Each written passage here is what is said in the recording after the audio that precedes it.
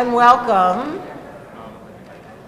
I am delighted, I'm Rabbi Amy Katz, the Rabbi at Temple Beth, and I'm delighted to welcome you to the very first Bill and Lynn Fogel Great Issues lecture series. And I wanted to invite Bill and Lynn to the Bima to share just a little bit to tell a little bit about this program. And Bill and Lynn have been members of this temple for more than 60 years. And it's really been their spiritual home. Their kids became bar and bat mitzvah here. This is the place that they came home. And really what I want to say to Bill and Lynn on behalf of the temple is thank you for remembering us. That even as you winter in Florida and as you explored the world, thank you for being rooted in Springfield and for loving this community the way you do, because your generosity and your vision allow us to continue to do great things, and we're deeply grateful. So I'm going to invite Bill and Lynn.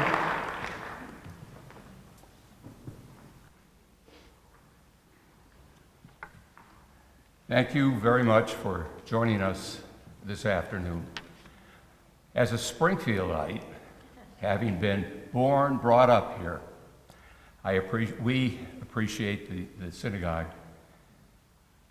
When I grew up here, there were 3 newspapers, all owned by the same company. When I went on to college, we had a compulsory course. It was called Great Issues. It was the most exciting course that I ever had. It was a compulsory course, and we had speakers from all over the world and other professors. We had no book, and we didn't have to report anything. But we had, as our books, the Wall Street Journal, the Christian Science Monitor, the Atlanta Constitution, the New York Times, and the Washington Post. This was our book, this is what we learned, and this was the most important thing, an important course we took. And we have borrowed the name because it's no longer at Dartmouth. The kids no longer want to go to a course that they don't want to go to, and the class is no longer. So we've transported it here, and we hope the future will be great. And this will be an annual program. Thank you for all of you coming. And I'm the other half, Lynn Fogel, and I need to tell you that when we brought this dream to Rabbi Katz, we never dreamed she'd run with it as far as she did. She has been absolutely amazing. So all I'm going to do is thank Rabbi Amy Katz, Professor Josh Weiss, who has gotten a lot of you people here today, and that's very exciting. Rhoda Peskin, who had to retire after all the work she did for us. She was so exhausted. Sue Klein, who did a lot of work for us, and Larry Lipari, who I don't believe is here, which is too bad, because Larry designed our beautiful logo that will go in perpetuity along with this whole program. We've endowed it, and we hope you'll come, and your children will come, and their children all the time. Thank you so much for coming. It's a pleasure to have you.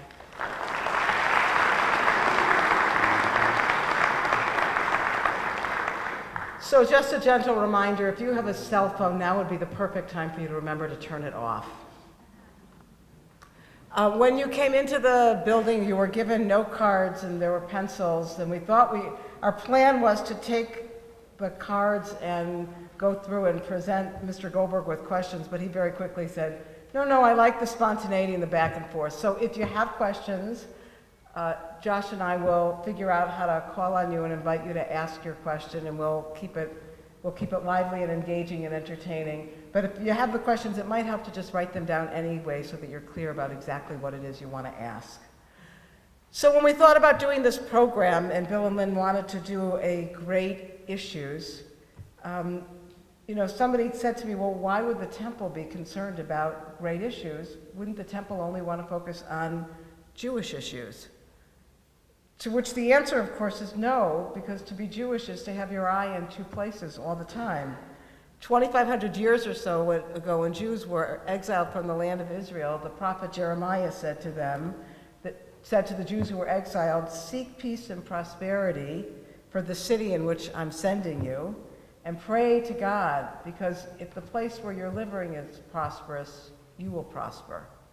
And really, it's from Jeremiah's advice to those who had been sent out of the land of Israel that 2,500 years ago, that mindset of, we worry about our own community because our own community is precious and really important to us.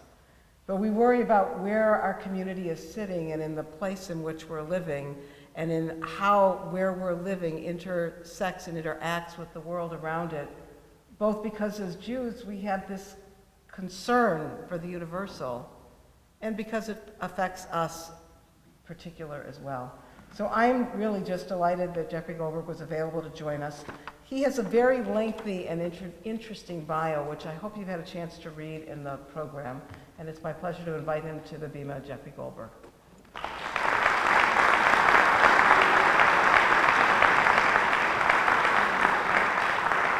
Thank you. Thanks very much. Thank you, Rabbi. Thank you to the Fogels for sponsoring this. I realize it's a lot of responsibility being the first one. I don't want to be the last one, so I'll try not to disappoint too much. Can you all hear me? Is that all right? Yeah, so. You know, I was once giving a speech at another Jewish event, and I came up. They introduced me, and people applauded politely. And I got up to it was a synagogue. It was in a bima, and somebody screamed out from the back, "We can't hear you." And I said, "That's because I haven't started talking yet." So I just always ask this question at synagogues. So thank you very, very much for having me here. I do appreciate it. Last night I was at the White House Correspondents Association dinner, and I'm much, much happier to be here. Believe me, we can talk about that when the time comes. That was quite something. That was my. Talk about being first and last. That was my 17th White House Correspondents Association dinner. I hope it's my last, because I hope they kill the thing off. All right, we're being live streamed, right? Oh, this is great. Now I'm just on the record as saying that I want that thing dead. That's great. We will have plenty of time for a conversation. Because this is a largely Jewish audience, I just want to note that we're not going to have Q&A. After I talk, we're going to go right to corrections. So you'll have your opportunity. I'm going to talk for probably just a few minutes, and just present some broad ideas, and then open it up to a conversation, because I really would like to have this conversation driven by your questions and concerns. There's an awful lot to talk about America, its role in the world, the current president, previous president, Israel and the Middle East, situation in Korea. We can go on and on and on. The topic that was given to me by the synagogue is, and I have it here, the United States' new and controversial role in the world, the good, the bad, and the ugly. It's a small topic, but this is what happens often when it's interesting, I note this anthropologically, whenever I speak in Jewish organizations, there's always a very, very ambitious agenda. I was, a few years ago, I got a call from a leader of a certain Jewish organization. I shouldn't name it, but it rhymes with Shmadasa. This person called me and asked me to come speak at her organization, and I try to be a diligent person, so I said, that's a very nice offer. I admire the organization very much. What would you like me to talk about? I said, and she said, well, our members are very, very concerned about the situations in Iraq and Afghanistan, and also the Syrian civil war, the roots of the Syrian civil war, what it means for Israel and for the United States. And of course, we're very concerned about Israel and the future of democracy there and whether it can survive a hostile environment, and also the future of democracy at all in the Middle East. And also, we're very concerned about the roots of Islamic fundamentalism. So if you could explain those, that would be great. And I said, sure, how much time do I have? And she said, 15 minutes. And then she said, listen, these are really depressing subjects, so could you try to keep it light? Yeah, that was a good one. So in the interest of keeping it light, I will tell you a joke. It's one of my 15 favorite Jewish jokes. It's cleaner than what you heard last night at the White House Correspondents Association dinner. But it's a joke with a purpose. Some of you know it, but just nod along like you don't know it, and don't shout out the punchline, which also occasionally happens. Imagine it's a very hot day in a bar, and a French guy runs into the bar, and he goes up to the bartender and says, "I'm so hot and tired and thirsty, I must have wine." So the bartender gives him a glass of wine. A few minutes later, a German guy runs into the bar and says, "I'm so tired and thirsty, I must have beer." So the bartender gives him a beer. A few minutes later, a Jewish guy runs in the bar and says, "I'm so tired and thirsty, I must have diabetes." I'll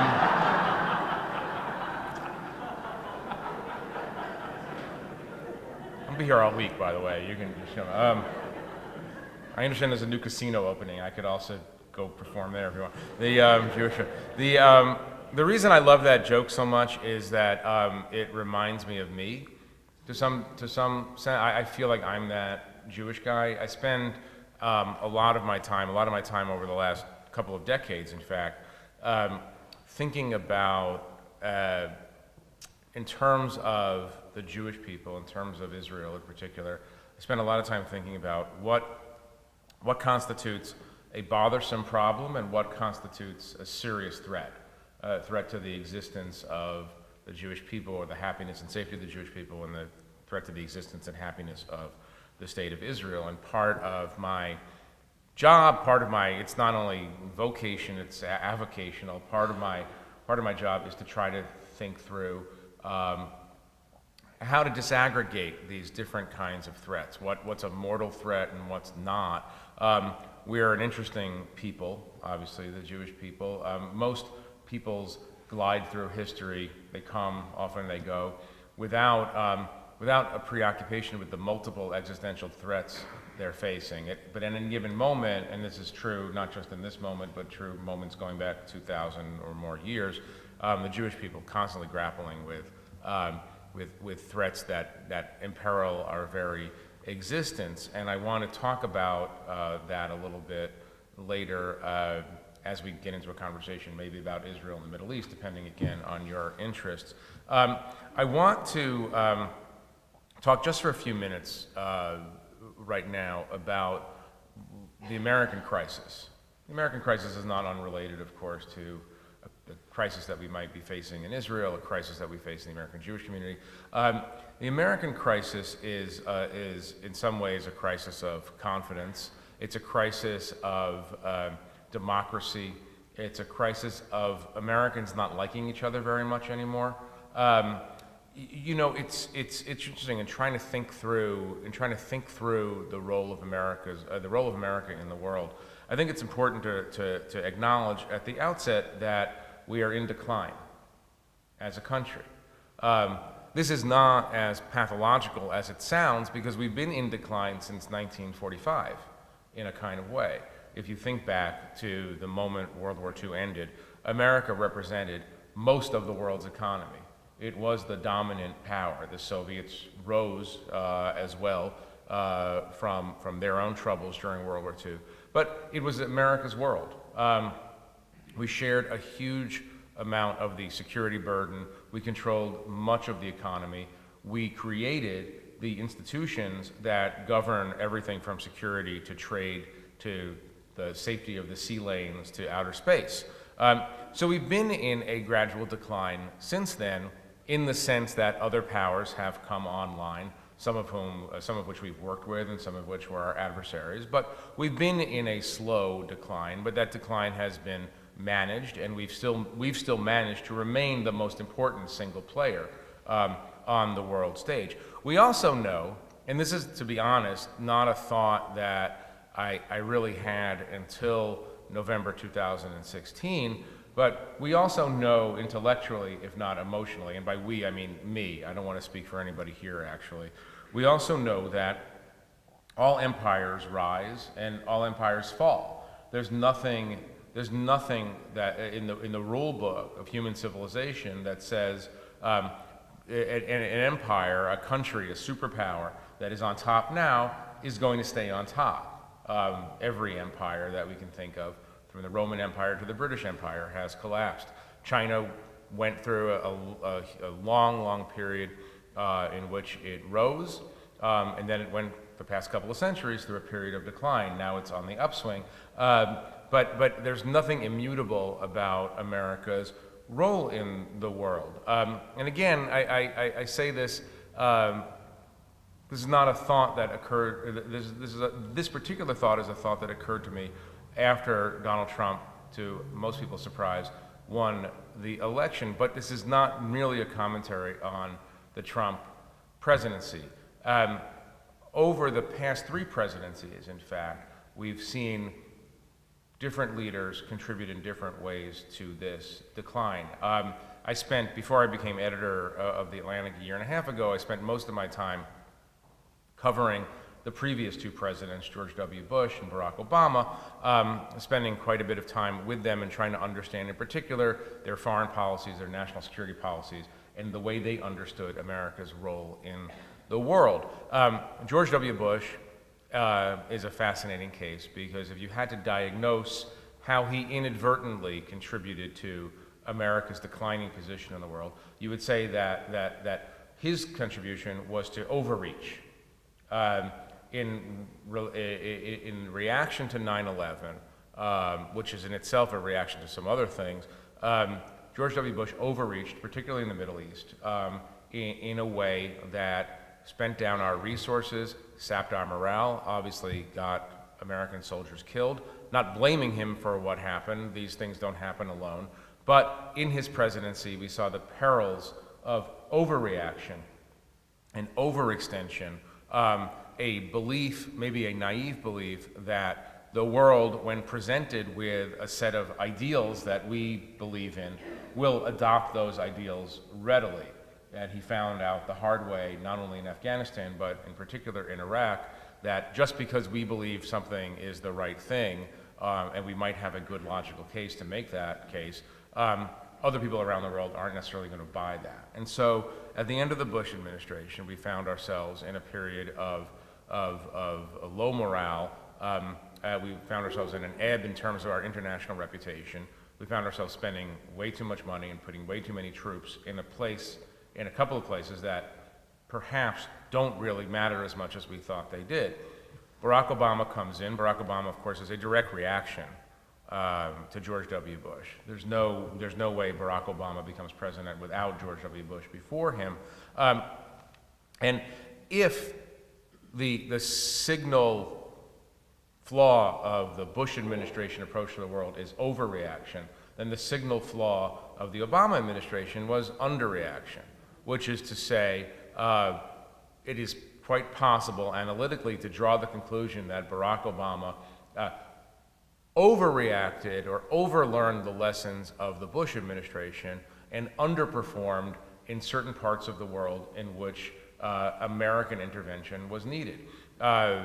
This happens to be a preoccupation of mine. I was lucky enough to spend hours with Barack Obama while he was president talking about the Syria conflict in particular, but the range of American activities around the world. And Barack Obama, unlike George W. Bush, had a belief that part of the role of the president was, in a sense, to protect the world from America's best intentions.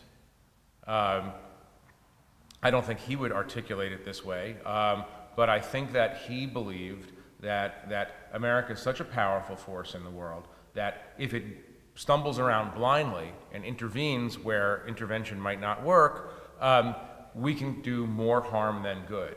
George W. Bush and many presidents before him believed that America, as a sort of a default position, American engagement in the world was an almost axiomatic good. American involvement means that things would almost certainly get better. Barack Obama had a different philosophy. He thought to himself, American intervention can very well make things worse. We won't know, and we will never know, what would have happened had we intervened early in Syria.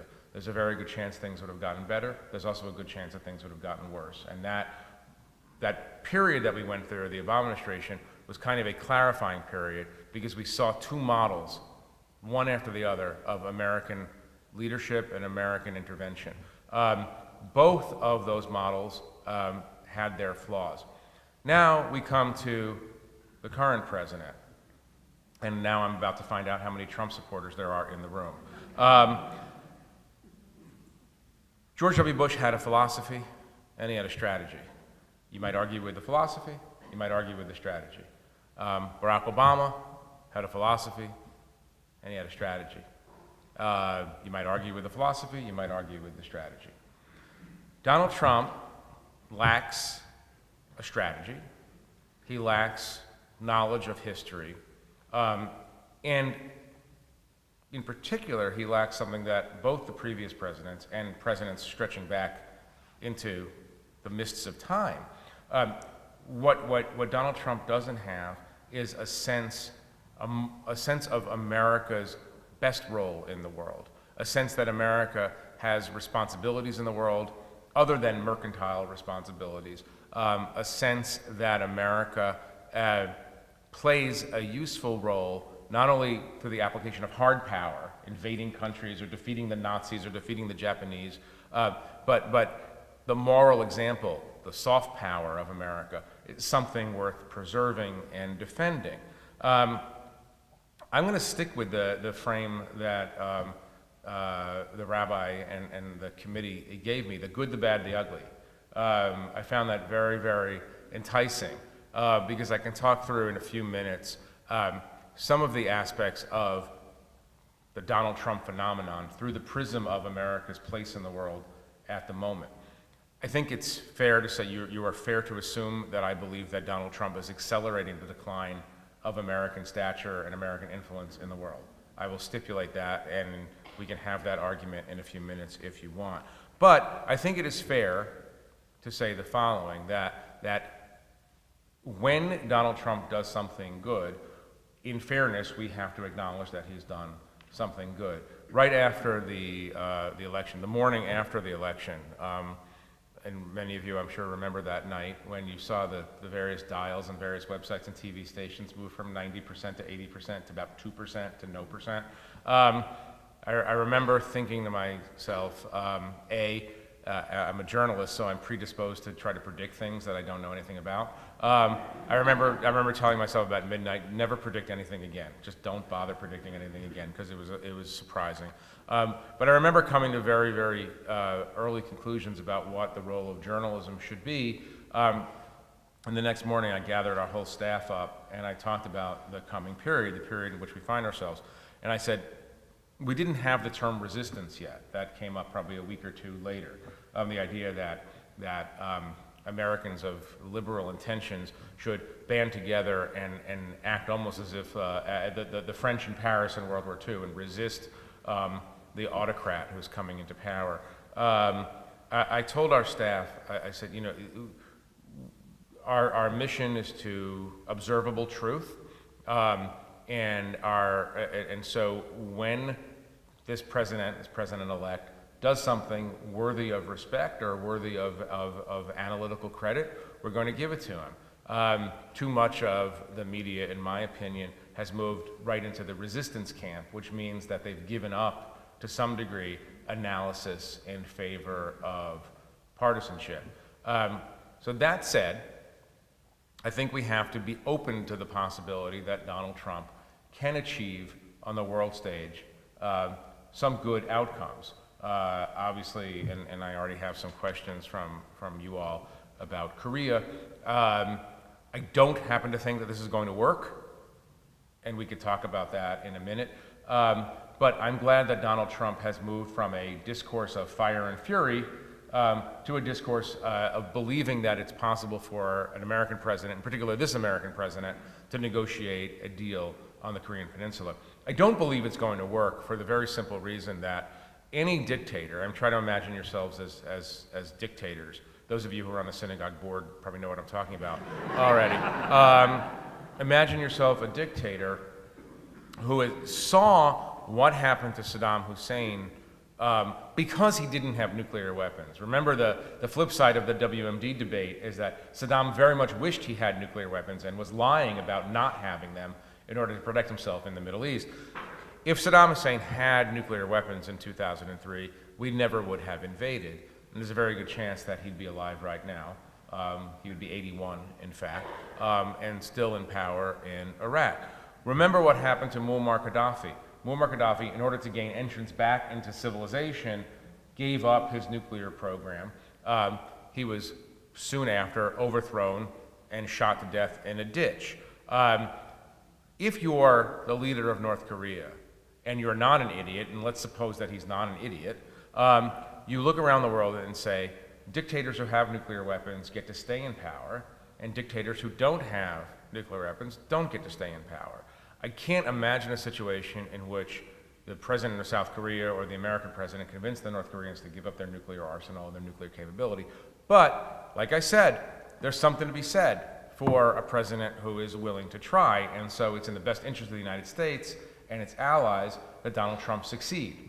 I mean, it is, by the way, I'll just make this as an open parenthetical, it would be, I was going to say, it would be an improbable end to the TV show we're watching, but everything about the TV show we've been watching for a year and a half has been improbable. But it really would be an improbable end to this TV show if Donald Trump gets a Nobel Peace Prize.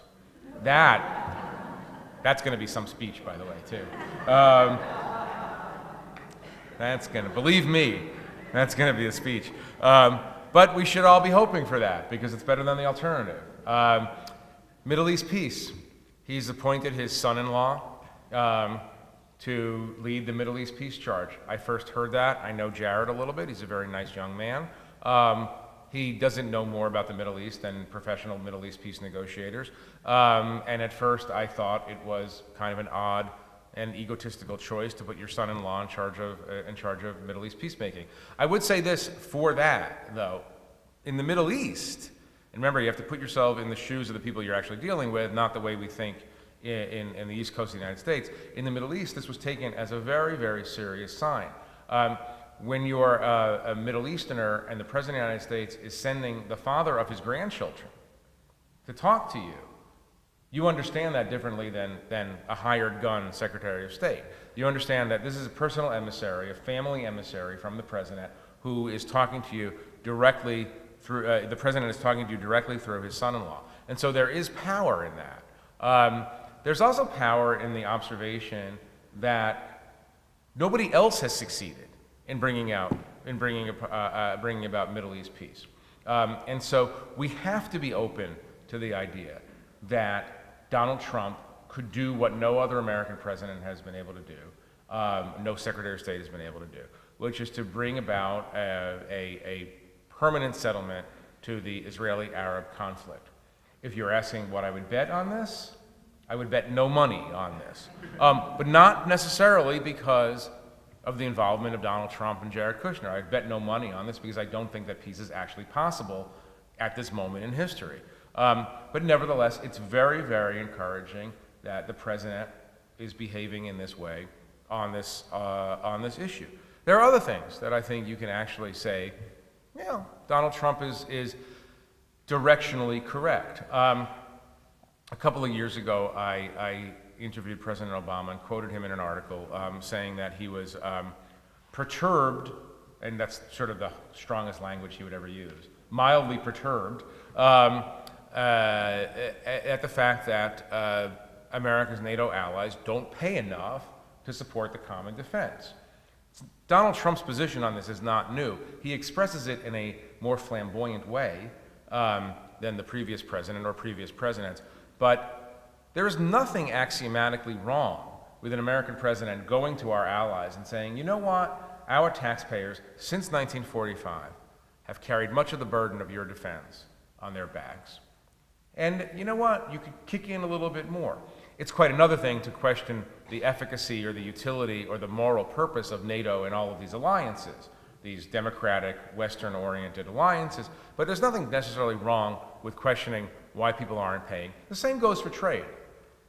I mean, absolutely, there's nothing holy about our trade power, our devotion to free trade. There's nothing wrong with the president asking hard questions about whether or not we are actually getting fair deals in all of these agreements. He doesn't go about it in a way that I find useful, but these are interesting questions. So I'll put that in a basket and say there's some possibilities here that Donald Trump will achieve good things in the United States and its allies. The bad, just about everything else. We could park that over here. The bad is serious. The bad is a disposition on the part of this president who's sort of the least democratically oriented, I mean small d democratically oriented president we've ever had. His not only sympathy but almost veneration for dictators and despots and corrupt monarchies across the world, but in the Middle East especially, is quite troubling if you believe that America is more than just its mercantile and security interests. If you believe that we are supposed to be a shining city on a hill, then his devotion to strong men is quite troubling. There's obviously questions of character and disposition and stability. I would very much like to believe that the president is, as he has described himself, a very stable genius. There's a set of proofs to indicate that might not be wholly true, and you don't necessarily want a president. Remember, the president is a democratically elected leader who's an absolute nuclear monarch. I could explain that later if you want, but it's a very simple concept. The president is sole possessor and has sole control over our nuclear arsenal. You don't necessarily want somebody who is so easily flummoxed and angered by things he sees on morning television. You would like to think that this is a person of even disposition and analytical rigor and will make decisions about the deployment of U.S. forces and the use of nuclear weapons in mature, stable ways. If you were to look through across the 327 million people who comprise the United States of America, you could probably find many people who seem more stable and less ego-driven and less impulsive than Donald Trump. So there's a whole category of things here that are quite bad and quite dangerous. Obviously, his relationship with Russia, which is being excavated as we speak, is perhaps the most challenging subject of all. Collusion or no collusion, it seems abundantly clear that the KGB agent, who's the current president of Russia, believed early on that Donald Trump would serve Russia's interests in Washington in a way that Hillary Clinton wouldn't. And we have to think through that and think through the implications of that very, very carefully. We're learning more and more about this, and we'll continue to learn more about this every day, but it is obviously incredibly troubling. The ugly, I come back to 1945. When we defeated the Japanese and the Germans at the same time, which was a signal achievement. I mean, that was, without America's role in that, fascism would have won. We know what the consequences of the Jews would be, but we also understand what the consequences for the Enlightenment, for democratic ideals. We understand all of those consequences. Since 1945, the United States has stood, very imperfectly, I will give you, but stood for a certain set of ideals in the world. People around the world look to America for aid and comfort and for a level of idealism that they don't find in other countries. International relations is not as complicated as people who practice international relations would have you believe, in the following sense. We face, right now, but we've faced situations like this for decades, we face situations in which, let me reframe it. There are three regions of the world that are indispensably important to the United States: the Middle East, Europe, and East Asia. Right? For a set of economic and security reasons, those are the regions that count the most. America has, for decades, filled roles in all of those regions. we have filled those roles imperfectly, sometimes tragically, the Middle East in particular, but we have filled the role of playing the part of a Western democratic country that, even when it's hypocritical, is still trying very often to do the right thing for people, for citizens of our own country and for citizens of other countries. If the United States were to withdraw, if we were to follow Donald Trump's lead toward a kind of quasi-isolationism, take East Asia. Nature and international relations both abhor vacuums. If we were to leave East Asia, China fills the gap. If we were to leave Europe, Russia fills that gap. If we leave the Middle East, Iran and the combination of Sunni extremist groups fill that gap. We don't really have a choice, and the reason we don't have a choice is not only because it's not in our own security interest to leave these places vacuums, it's not in the interest of the things that we hold dear to and believe in, the democratic ideals of the American Constitution, the American Declaration of Independence. This is the ugly side. The ugly side is that I'm not sure America can continue to play the role that it's played since 1945 in the world when it's led by a president who doesn't understand or value the role that it has played. We have 2.5 more years, and then possibly 4 more years after that. I don't know if we can continue to do this. What we are doing is we are engaged in an intentional exercise of accelerated decline. I know this sounds depressing, but I think this is where we are. And from my perspective, it's a shame. Like I said, I'm fully cognizant of all of the mistakes the United States has made across the world stage in the last 70 or 80 years.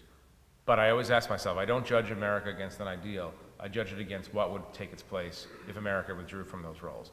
And I think that most of you would agree with me that some combination of China, Russia, and Iran playing the roles, or trying to play the roles that America now plays, would not be good for us, and would not be good for the advancement of humanity. And so that's where we find ourselves at this moment, and I could, as you can tell, talk for hours, but I'm going to stop, and I'm going to open it up for questions. I can start with questions here, or I can just ask you, so this is the part where I ask myself questions, by the way. I'll go right with this one. And then please just jump in soon, because I don't want to talk to myself up here all day. Do you think some of the comments at the Correspondents Dinner were over the top inappropriate? Where do you draw the line for appropriateness? That was a kind of a weird dinner. Did any of you watch it? I'm never actually sure if normal Americans care. Yes, no, maybe, Gossip, right? No, it's become this Frankenstein monster of a dinner, because you can't, it's supposed to be, it has the feeling of like a high school graduation ceremony and a Kiwanis meeting, like the Wednesday Kiwanis meeting at the Corkin board, and then a bunch of cabinet secretaries and journalists dressed up in inappropriate ways, and mixing in a comic with this earnest kind of gathering of journalists is usually a recipe for disaster. And it was more so this year because the president didn't come, and because there's so much anger in America, as represented by this comedian who came. She had some good lines, by the way.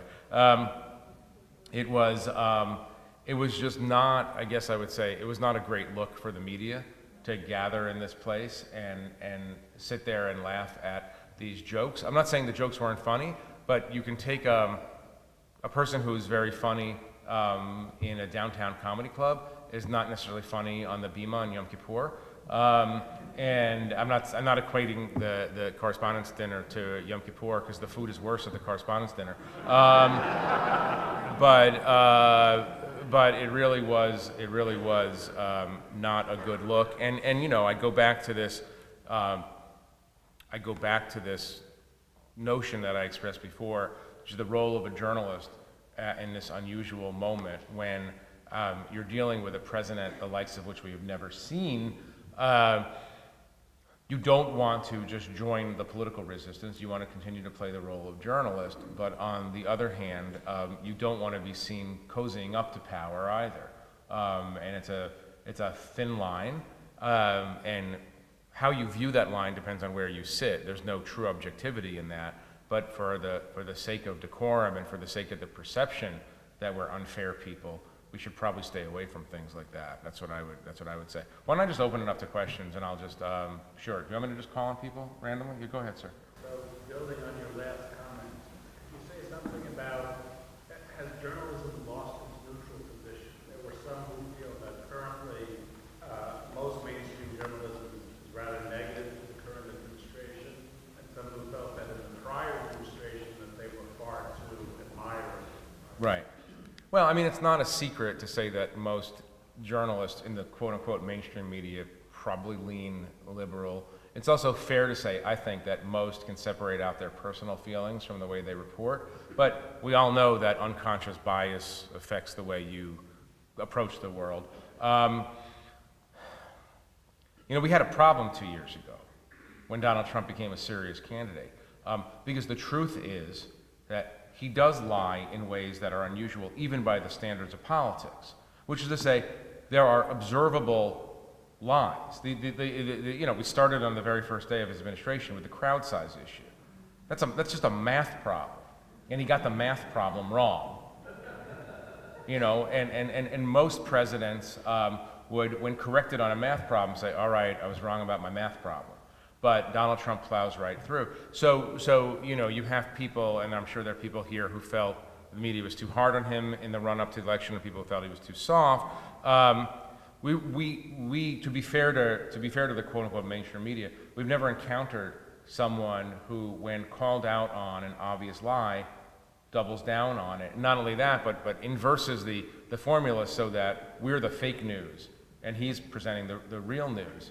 I mean, it's a much deeper, I mean, in a religion that's built around the idea that there's truth, this is an interesting topic for many sermons, but it is an interesting and fraught moment, I think, in the life of a country that believes ostensibly in Enlightenment values. Enlightenment value meaning that there is empirical truth, that every thought system is open to critique, right? It is a kind of strange moment when you have a president who doesn't play by those same rules. I don't know. I mean, I think, well, I'll put it this way. The question that I get most often from people is, how do you convince the 30 to 40% of Americans who seem to believe whatever Trump is saying, no matter what, that, well, here's a set of observable facts that disprove your position, and they don't care. And I don't have an answer for that. I think about it a lot. The real danger is that we're becoming two countries, one that has a certain set of facts and another that has another set of facts. And technology is driving this split, and technology is going to drive it faster and faster. And so I think we are, I mean, I'm not here to make you, as you can tell already, I'm not here to make you happy about anything. I think we are heading into a period of time in which the fundamental unity of America is going to come under stress in a way that it hasn't come under stress since the 1850s.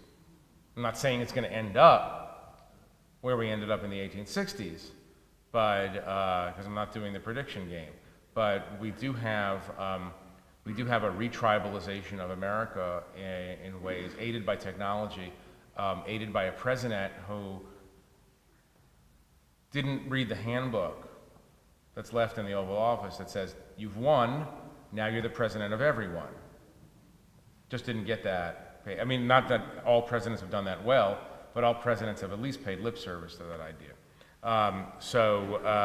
This is not to absolve the media of all of its fault. I want to be very careful when you talk about the press and the media.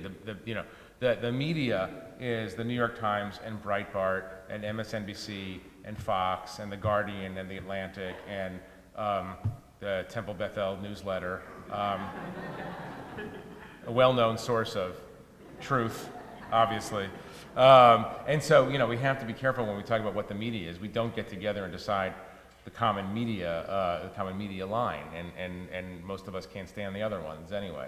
So it's a very fractious community, if it's a community at all. There was a question over here, and then I'm going to get lost quickly, but I'll come over here and then over there. Can you comment on the two recent appointments to Bolton and Pompeo, and how that may change things a little more to extreme, or maybe just it sounds that way, and maybe we're headed in a direction where people have some more experience. The question was about Pompeo and Bolton and what role they're going to play in the administration, whether they're more extreme or whether they're going to bring some good experience. I think the answer is yes. There's a question over here. No. I'll give you 2 more sentences because you paid the ticket price.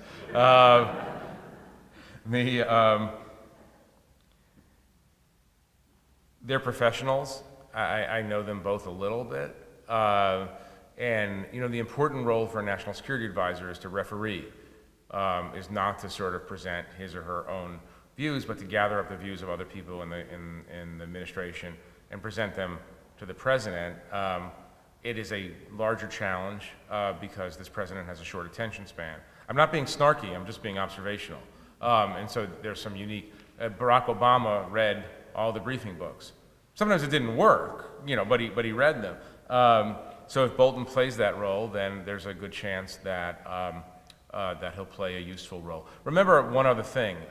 It's very easy to sit in a think tank or go on afternoon television and sit in one of those CNN panels and, bang the table and say, well, what we need to do in Korea is X. It's another thing to actually go do it, especially when you're talking about starting a war. Pompeo, it's one of the oddest collapses in recent executive branch history is the collapse of Rex Tillerson, who ran one of the largest and most complicated companies in the world, couldn't figure out how to adapt to another job. He treated it as the same sort of job. So he was remarkably ineffective. Pompeo is a hawkish guy, but again, he might actually use his hawkishness with Donald Trump to the benefit of some non-hawkish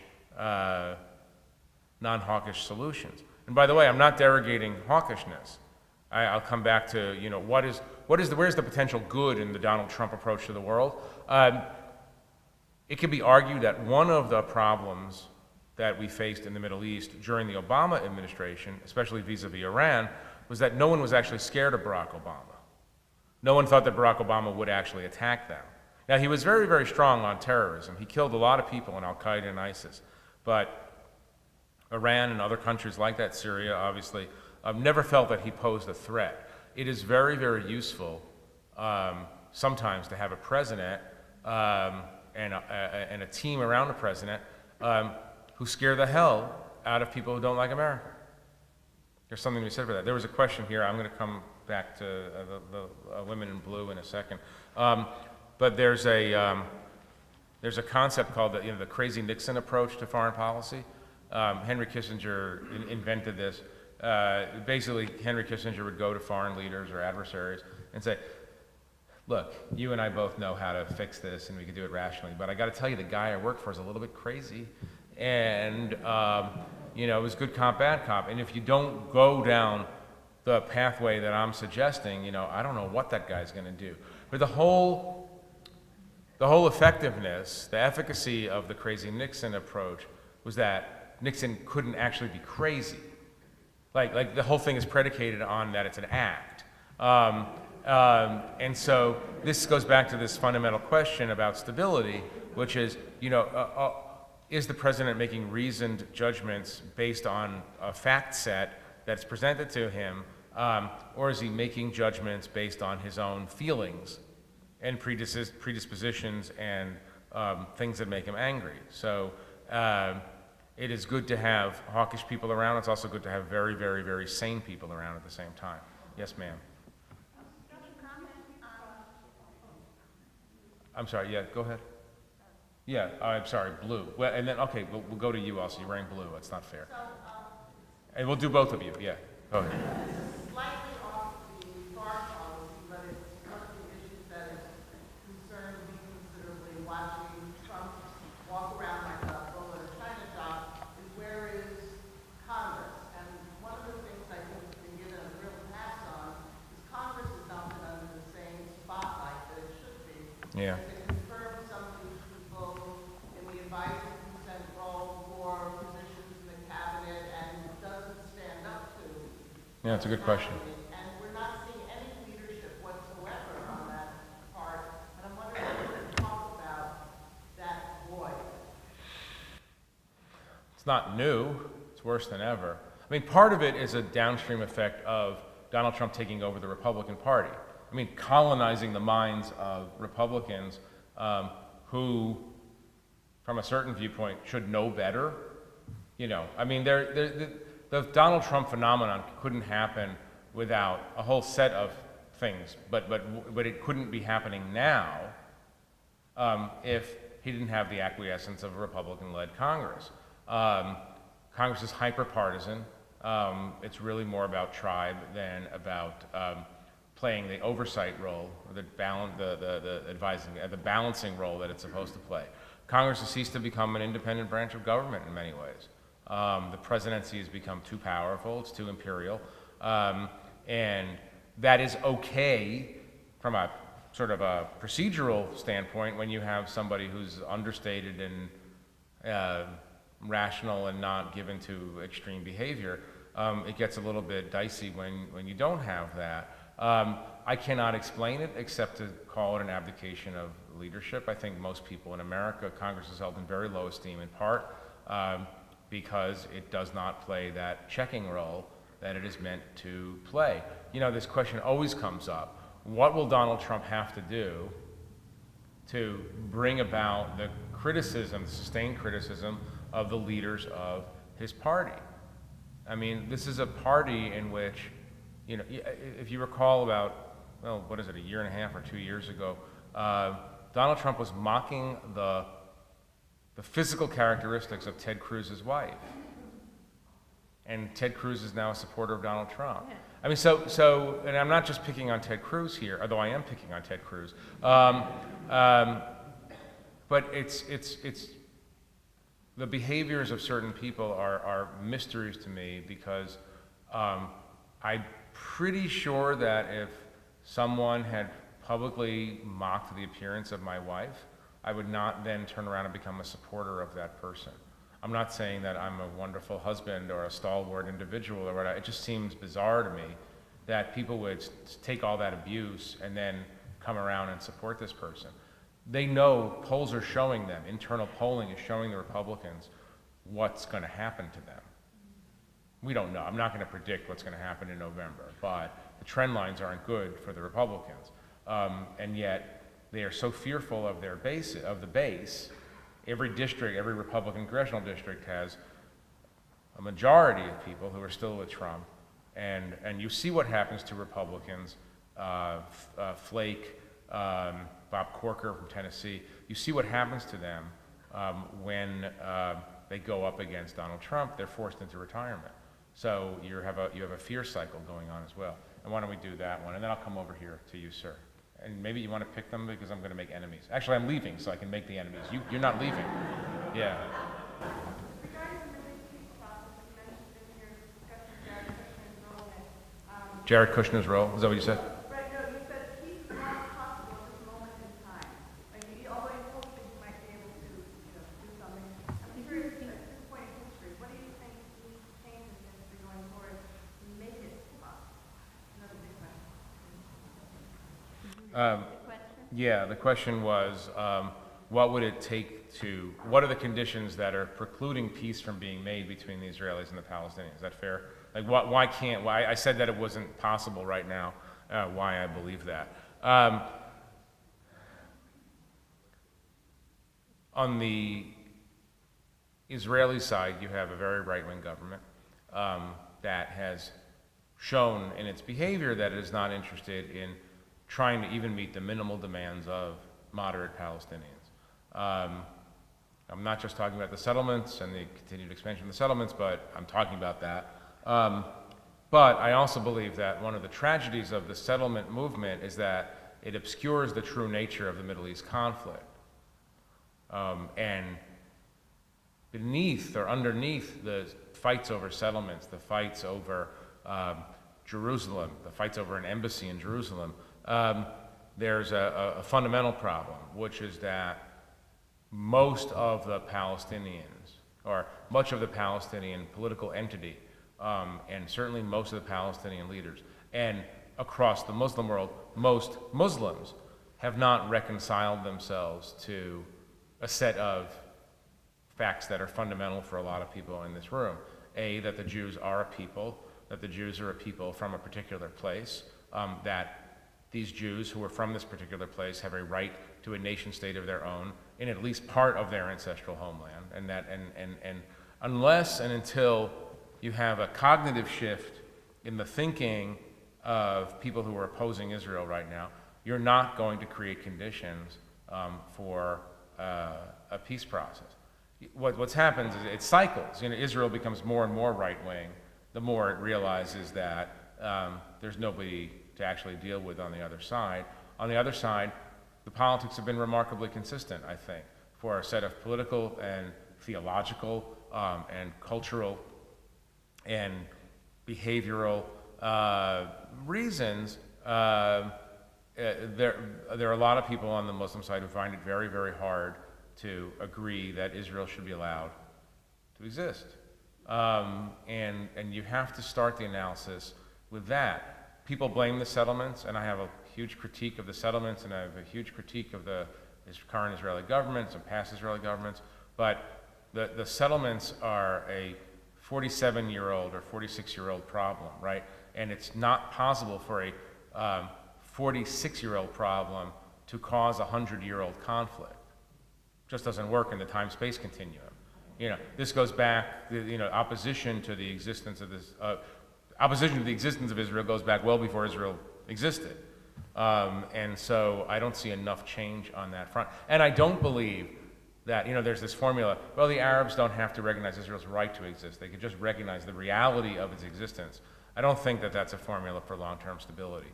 The Obama administration tried a certain pathway, which was to, which had the result of raising Palestinian expectations. Raising Palestinian expectations turns out to have been not a great diplomatic ploy, because when you raise someone's expectations, they continue to build expectations until the point where you can't meet those expectations anymore. So I don't think things are possible. The fundamental Israeli dilemma, I don't mean to go in a mini whatever about this, but the rabbi's going, yeah, go on a mini whatever about this.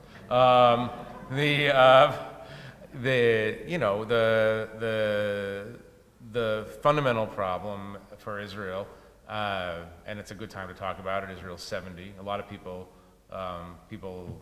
older than me, maybe my age, didn't think that it could possibly even make it to this point, right? Every year it gets stronger, which is sort of a miracle of the whole enterprise. It can't stay in the West Bank, and it can't leave the West Bank. That's the fundamental problem for Israel right now. My critique of the Prime Minister, among other critiques, is that he's not grappling with that. Just because there's no obvious solution doesn't mean it doesn't obviate the need for a leader to come up with something that might work at least part of the way. And so Israel's democratic nature or its Jewish majority are both under threat right now, and the Israeli government acts as if it can go on forever like this, and I don't think it can. But there was a person who was, yes, sir. And then, I'm sorry, I'll come over there, yeah. How will the shift from the embassy from Jerusalem affect the peace process? The question is about the Jerusalem embassy issue, how it will affect the peace process. It won't really affect the peace process. There was this, this is something that I guess right on. When Trump announced that they would move the embassy, everybody said, oh, the streets will flow with blood across the Middle East, and it's going to become World War III, and of course it didn't.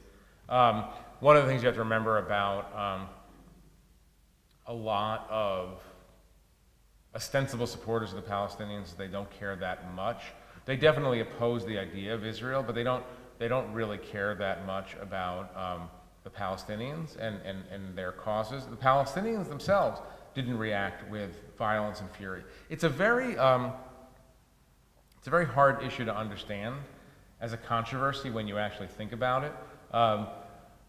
And I don't know how it became, I'm actually interested in figuring this out. I don't know how it became such a controversy. The Knesset has been in Jerusalem since virtually the founding of the state. The Prime Minister's office, the Supreme Court, it is the capital of Israel. Israel calls it the capital of Israel. I personally, I mean, I'm saying this personally from a Jewish perspective. I don't need Donald Trump or anyone else to tell me that the capital of Israel is Jerusalem. The capital of Israel is Jerusalem. You know, part of Zionism is sort of taking control of your own narrative in a kind of way, not waiting for the non-Jews to tell you what you can and cannot do or can and cannot be.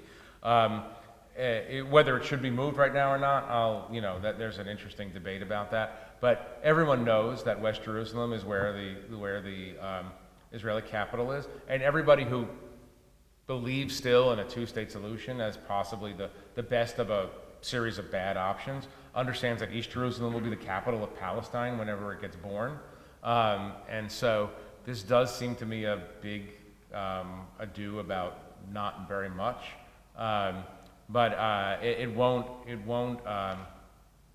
actually affect the possibility of peace. In fact, it could have the opposite effect, which is to say, whenever the Palestinians see an American president leaning a little bit toward the Palestinian narrative in negotiations, they ask for more.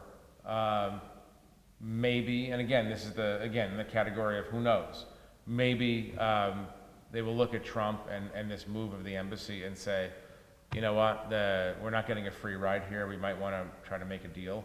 The Crown Prince of Saudi Arabia, who I interviewed a few weeks ago, was a very interesting guy and a very modern guy.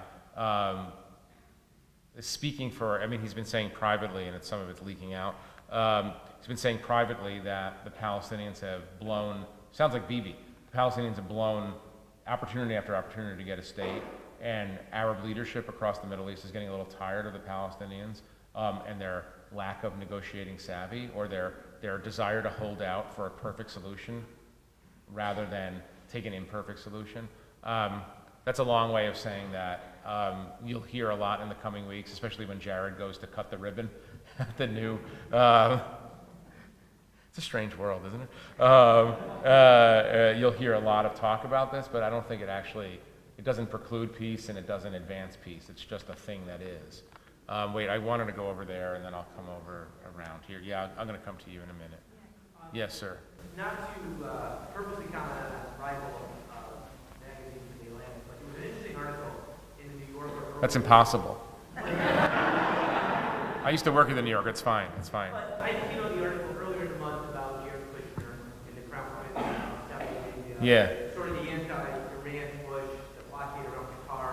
Could you briefly talk about that? And I read that article almost thinking there could be some sort of strategy now in the Trump administration through that lens, anti-Iran discussions about the nuclear deal and what have you. So could you briefly discuss that strategic? And then secondly, just real briefly, could you comment on General Mattis, Secretary Mattis, now the moderate voice of the administration? How do you see him? Yeah, well, the second question was about General Mattis, Secretary Mattis. The first question was about the sort of moderate Arab alliance lined up against Iran. Is that correct? Fair? General Mattis is interesting. He's a survivor. He doesn't say anything sort of publicly. He doesn't say anything. And that's the way you sort of keep your job. I think also, it is really actually true that when Donald Trump heard that General Mattis's nickname was Mad Dog, he said, I want to hire that guy. Because, he's always, I think this is just so common an observation, it's banal. He doesn't hire for his cabinet, he casts it. And then it's a show. And we got to have Mad Dog. And Mattis hates the term Mad Dog anyway. But He likes chaos. That's his call sign. yeah, chaos was his call sign. Yeah, but he's an interesting guy. He's a very thoughtful guy. He plays an interesting role. But remember, General Mattis was a guy who was fired by Obama for being too hawkish on Iran. So if there's an extent to the, how moderate he is. He believes that Iran deserves a good smack. He's a Marine. You know how Marines feel about Iran. They killed 241 Marines in Lebanon a long time ago, but in Marine history, it's nothing. On the larger question of the Arabs, and look, the best scenario for actual Palestinian-Israeli peace or some kind of breakthrough is that the Israelis understand that in order to come out of the closet with the Arabs, that they have to do something with the Palestinians. And what I mean by come out of the closet is that there is in the Middle East a Jewish-Sunni alliance lined up against the Shia alliance led by Iran. Right? The Arab and Israeli interests are perfectly aligned now. Iran is the threat to a lesser but still significant extent. Sunni extremism is a threat.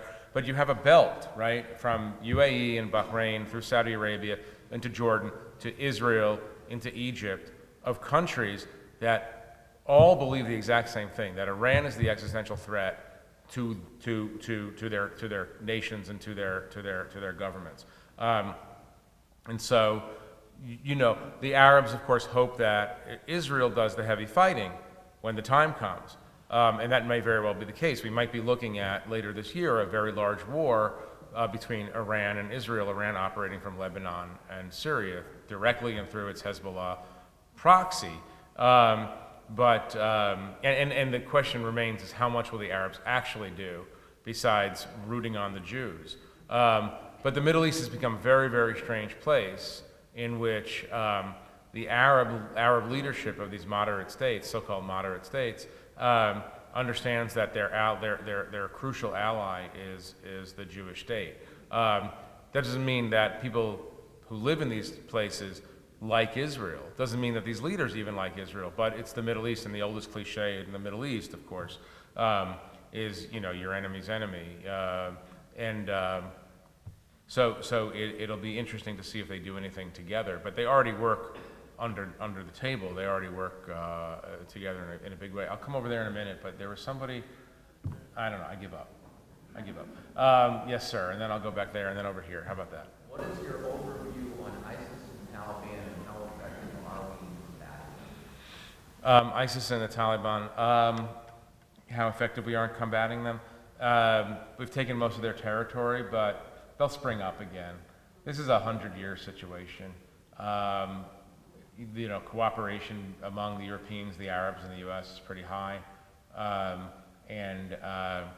The U.S. has done a good job, I think. This is initiated by Obama, almost completed by Trump. The danger of Trump is that he's going to declare victory early over ISIS and leave again. Our classic pattern is we do something effective in the Middle East and then we run away. It's basically because of it's almost genetic. It's in the sort of the American genes not to be an imperialist. We never, I mean, I was in, you know, I read a lot of British history, British imperial history. I was in Iraq in 2003 in the invasion. All the Americans wanted to do, all the, you know, soldiers we were with, and the leaders, all they wanted to do was go home. You know, we never actually want to stay and occupy anything. The danger here is that we'll defeat ISIS and then immediately run back. And if you're ISIS, the Taliban, you kind of know now that the American pattern of behavior is have a quick victory, go home. So we'll just wait underground and then go forward. So I don't expect that it's going to be solved anytime soon. This gentleman was raising his hand for like the last half hour. I'm concerned about the future of the Republican Party in this country. It seems to be dissolving. People are retiring. And your magazine is a national observer as well as other areas of the world. How do you view what's happening, and where do you think the control of the Republican Party is going to be? I'm not predicting that. The question is, where's the Republican Party going? I mean, both parties seem to be, well, the Republicans seem to be in a quicker motion toward collapse than the Democrats. But both, I mean, this is what's happened. I mean, it's very simple, and this is you've hit upon the core dilemma for Americans right now. We used to have a system that rewarded compromise. We used to have a system that rewarded cross-party or bipartisan cooperation. It used to be a positive when a Republican leader and a Democratic leader would do something in Congress together for various reasons. And you could date this to the rise of Newt Gingrich in some ways. What used to be a virtue was then began to be understood as a vice. You could even relate it to the Bork hearings too, to be fair. you kids look that up. Something that happened in the past, far distant past. But the system is coming apart to the point where no Democrat will be seen with a Republican president, and no Republican will be seen with a Democratic president. It's gerrymandering. It's the siloing effects of social media. It's the realization that you can win zero-sum politics games if you destroy your opponents. But the upshot is the Republican Party distills itself to its base, its current base. And the upshot is also that the Democratic Party does this. I mean, this is to me, the more interesting fight over the next couple of years is the Democratic Party become the party of Bernie Sanders, or is it the party of what remains of what we think of as moderate Democrats? The energy is on the Bernie Sanders side. Has interesting consequences, by the way, for Israel and Middle East policy, but that's a separate subject. And so the devolution is happening, and like a lot of people, I'm not an expert on this. I need to read a lot more about it, but I do wonder at a certain point when we actually have a viable third party, because there's a middle now. I mean, if you're a moderate Republican, or the way we understood moderate Republicans of 10 or 15 years ago, the people who were associated with the Bush family, for instance, they've got no home. I mean, there's certainly, I'm not even talking about Joe Lieberman Democrats on the other hand, on the other side of the fence. I'm talking about just non-economic populists, non-Elizabeth Warrens, on the Democrat side. Where do they go? I mean, and it's interesting. The problem of centrists is that they're very moderate and they do this thing, well, on the one hand, on the other hand, and I don't know, and let's go out to eat, and whatever, I mean, they don't have, it's very hard to be fanatical about your complicated views, right? And so the parties become repositories of just one viewpoint, and they become more and more, I use the word messianic advisedly, but they become a little bit more messianic in their goals and in their belief that their opponents are not fellow Americans with whom they disagree, but are evil. And so politics is devolving in a fast and terrible way. You had your hand up for a while. I'm sorry. Go ahead. Yeah. Yes. Do you see any threat with the rise of the white supremacists and the comments that have been made by the Trump administration during the Charlottesville problem? Yes. And also with Goldberg. I hate Nazis.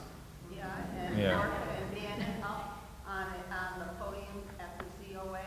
It seems to me that there's some type of a linkage, and maybe there's not, but it certainly doesn't visibly look good. It's not a good look for Jewish organizations, that's for sure. The question is about the rise of white supremacy and this kind of weird, correct me if I'm wrong, but sort of tacit alliance between some people who, well, put it this way, between right-wing supporters of Israel and people who, and this is a group of people in America, people who don't like Jews but like Israel, or they don't like Jews but they like the idea of Israel.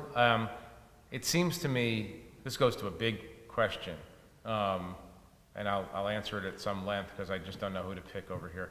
No, I really don't. I won't answer it at length, but it goes to a really serious question about what's happened to Israel as a bipartisan issue, as a bipartisan country, as a country that derives bipartisan support in Congress and outside of Congress. You do have, there's a whole group of I think, right-wing Republicans who do admire Israel for reasons that, on a personal level, I'm not so comfortable with. And they don't very much like Jews. I mean, yes, to answer your first part of the question, the rise of white nationalism or alt-right or neo-Nazis, whatever you want to call it, is obviously troubling in a time when working class whites in particular, but not just working class whites, feel under threat from demographic changes and all of the rest of the changes that we're experiencing. It obviously becomes tribalization leads to extremism, and extremists need out groups.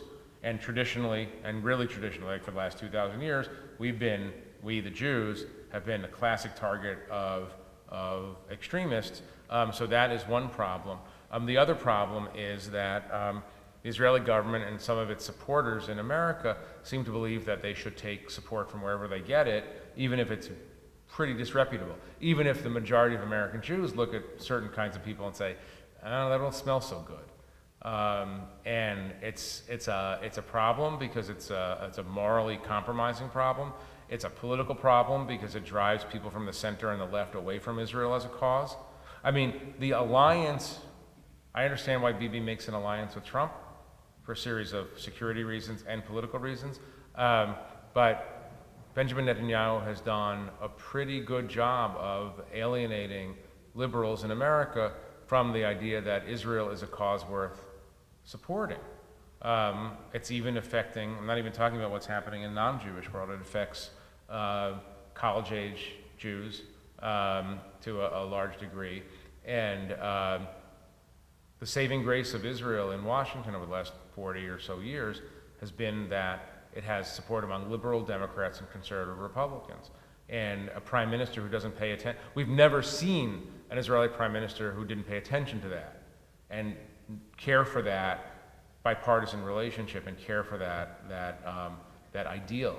And so it really is amazing the number of things that are completely new in the way our politics are operating, our broad politics, Jewish politics, Israel politics. It's really quite amazing the period we're in. It's interesting, but it's also extremely fraught and nerve-wracking. Yeah, yes, sir. And then I'll try to get a woman. Yes, right there. Do you have any, it sounds like you're not satisfied with do you have any ideal method of changing things? I mean, I'm a journalist. I don't have to go think about that. I mean, I'll answer analytically. You know, impeachment is really hard. I mean, if Congress does flip, well, you know, we're looking at some interesting months in 2019. And impeachment is also bad for the country. This is a generic observation. We're not a parliamentary democracy. We're supposed to be more stable than a parliamentary democracy. And the way we keep ourselves stable is we pick somebody to be president for 4 years. We make it very, very hard to kick out that person. But you know, the temptation to go for impeachment would be great. There's another question, you know, which is, let's say these investigations keep rolling the way they do. What's the greatest mystery in America? You know, what was in Michael Cohen's office? Could be some interesting stuff in Michael Cohen's office. But again, this goes back to the question, you know, Robert Mueller is not going to indict the president. You don't indict the president. What you do is you present your findings to the people and to the Congress. It's not up to the Justice Department. I mean, this is tradition. You could technically, but you're not going to, even at the end of the day, if he has very, very strong evidence to support collusion or corruption, this is a political matter. You don't treat the presidency as a criminal, the behavior of the president as necessarily a criminal matter. It's up to the people's representatives in Congress to decide that somebody is no longer fit to lead. And so it could be a very, very ugly, a very ugly couple of years. Could be ugly couple of years anyway. You know, and I say this analytically without a thumb on the scale in any direction. There are a lot of smart people who say that we should change the president at the ballot box. When you're dissatisfied with the president, switch him out. But that's a long time between now and then. Yes, ma'am. I want to go to the woman here. Can you comment on the weekly so-called peaceful protests in Gaza and how the narrative seems to be taking hold that these are justified protests of Israel, the aggressor somehow? Yeah. How do we frame that? The question was about the Gaza protests. It's interesting because this is not, on one level, it's completely unambiguous. This is a 67 border of Israel, right? You have Hamas on one side of the border telling its followers, Hamas, which believes and argues for the destruction of the state of Israel, right? telling its followers to go push through this security barrier, push through this fence, and reoccupy or retake Israel. It's as simple is. The only thing I would say is I would really like for Israel to come up to devise more effective and less lethal means of keeping these people out. But there's no. This is not like this to me is not like the settlement issue. This is not one of these optional mistakes. This is not an own goal, not an unforced error. The people, and I covered them for years. I know the people who run Hamas. I know exactly what they want, and they want the Jews dead or gone. And they are literally pushing young men up into this fence and trying to break through this fence into Israel. And there's no country in the world that would not stop people trying to literally invade their country. I mean, it's just not. It's a very tough one because I think the Israelis have used stupid tactics. I mean, I was in the first uprising. I make it sound like I was a Palestinian in the first uprising. Yeah. There's stuff you don't know about me. No, I was in the army in the Israeli army in the first uprising, and one of the things you'd like Israel to do better is to do a little bit more predictive intelligence. And so, I mean, by the time I got into the army, they had figured out some non-lethal ways of dealing with demonstrators and rioters and whatnot. And I never was put in a position where I had to use lethal force against anybody, and God knows I didn't want to. But at the very beginning, it was, they are understaffed and overwhelmed, and so they would just shoot a bunch of people. And you do think to yourself, guys, can you just dig a big ditch, and make it impossible for people to do what they're doing? But one of the things that Israel is bad at is explaining itself. And this is the problem of having a prime minister who doesn't seem to care about trying to reach people who disagree with him in a kind of way. And this is a fairly easy one to explain, which is you can't invade my country from your place. Do you want to do one more? Yes, sir. And then I'll come back here. And then I'll come to you. All right. We have a decision coming up, I guess, as we talk about the Iran nuclear deal. Either it's a reasonable deal that you put your hand down, but the Iran is going to continue, or it's the worst in the whole world that empowers Iran and makes terrorist activities. Your view on that? How do you react on it? The question is about the Iran deal, which Donald Trump he's constantly saying that he wants to get out of it. He could be bluffing. I mean, this is the whole, I'm a great deal maker and I'm going to scare you into... I mean, that said, the Iran deal to me, it's better having the Iran deal is better than not having the Iran deal in the following sense. If there is going to be a war between Iran and Israel, and I hope there won't be, obviously, in the coming months or year, we know to a certainty that it won't be a nuclear war. And that has to count for something. And the Iran deal has stopped the Iranians from making forward progress on their nuclear program. It doesn't mean that it stops them forever. And it doesn't mean that they're not getting some benefits from the Iran deal. But I would say that those people, including people around Donald Trump who say that this wasn't the best deal in the world, are probably right. I mean, I covered the making of the Iran deal, and there was this feeling that I had on occasion that American negotiators took the position of a person who walks into a car dealer and announces, "I'm not leaving here without a car," and the dealer saying, "Okay, we can make that happen." And so this is not to endorse the art of the deal, and it's not to endorse the idea that anyone could do it better, because this is tough stuff. But I've always been uneasy with the Iran deal because it carved out just the nuclear piece. I understand why I did it, but Iran is considered by the United States, the Obama administration, and the Trump administration to be the primary state sponsor of terrorism in the world, the main state sponsor of terror. And it would have been nice if they could have dealt with some of that as well. So I'm not gonna guess what's gonna happen on May 7th, when this has to be recertified. Pulling out seems crazy in the sense that it is actually at this moment working. So why would you bust out something that is working? There's all kinds of other things you could do to be tough on Iran without pulling out of it. Anyway, the agreement, just because we pull out doesn't mean the agreement is abrogated. The Europeans are still in the agreement, and Iran is technically still in the agreement. We just look, I think we'll look like a country that doesn't take its obligations seriously. And if I were the North Korean dictator, and I'm not, but if I were, I would look at that and say, oh, you want me to make a nuclear deal, but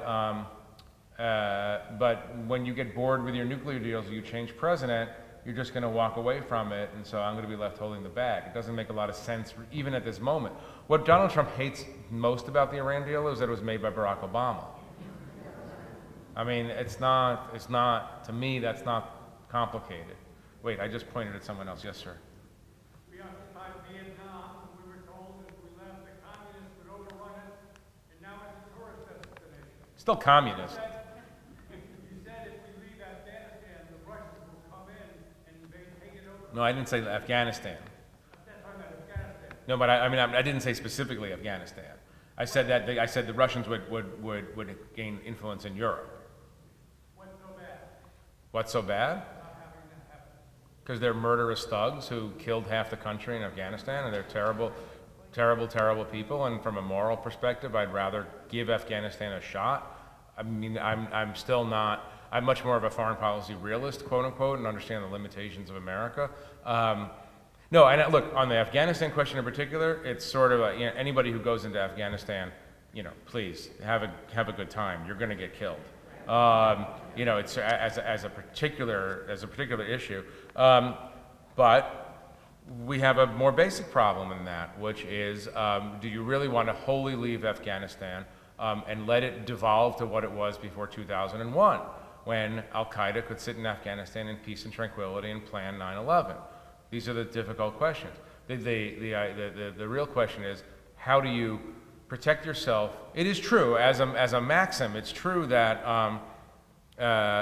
if you fight them there, your chances are lower that you have to fight them here. This is why I've always been a critic of the TSA, not because of the TSA, because if you believe that these moderately poorly people in bright blue shirts are going to stop an Al-Qaeda or ISIS plot against our airliners that has already reached the airport, that it hasn't been stopped at any of the points along the way, you're kidding yourself. You know what I mean? So my general theory is if the guys have already reached the airport and have figured out a way to take down an airline, the TSA, no matter the sharpest TSA agent in the world, is not going to stop that.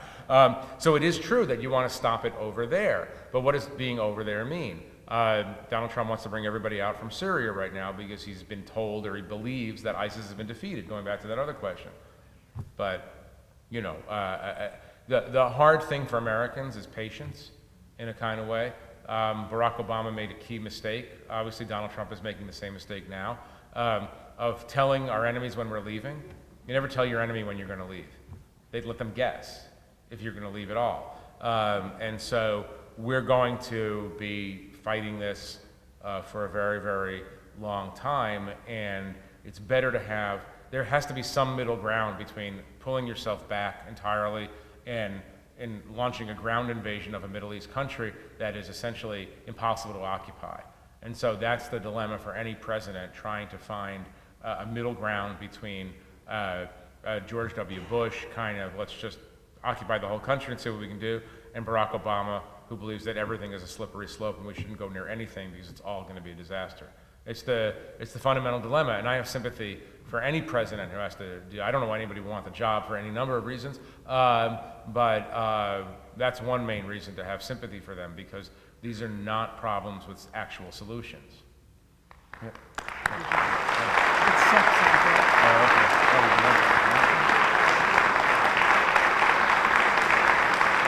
we could stay here all night and there would be lots more questions. These are but- great questions, Myra. Thank you. These are really great questions. I really appreciate it. Well, we Really thank you, excellent. and I just want to thank Bill and Lynn Fogel and Josh Weiss for chairing the event, and next year same time.